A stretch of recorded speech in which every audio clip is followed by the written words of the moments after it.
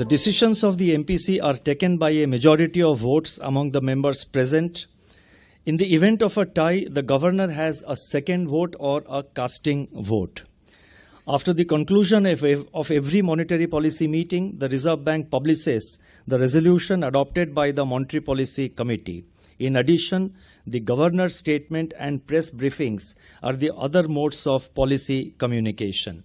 The minutes of each of the members of MPC are also published exactly after 2 weeks of the conclusion of the Monetary Policy Committee meeting, and that is provided for in the law in the interest of greater transparency. Similarly, every 6 months, the Reserve Bank comes out with a monetary policy report which broadly captures the way the monetary policy has evolved, the way the macroeconomic situation has evolved over the previous 6 months. Now, all these provisions add to transparency of the whole process and better communication of the whole process. Now, this is a forward-looking monetary policy, and which has therefore underlying which is the importance of forecasting. So I would now like to therefore focus on aspects of the forward-looking monetary policy and the importance of forecasting. As monetary policy works with long and variable lags, the forecasts of key economic variables play a vital role in the conduct of monetary policy. It is for this reason that inflation targeting framework is also termed as inflation forecast targeting framework.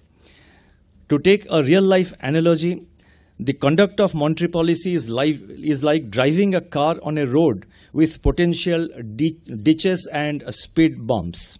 The driver needs to see them ahead and in time to regulate the speed of his car. Yes, to regulate the speed of his car and to negotiate the ditch or the speed bump smoothly.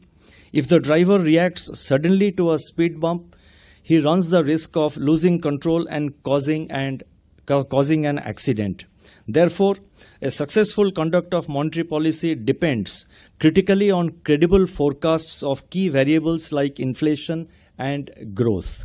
In other words, monetary policy has to be forward-looking. Rear-view mirror can lead to policy errors. The forecasting process followed at the Reserve Bank has 3 broad components.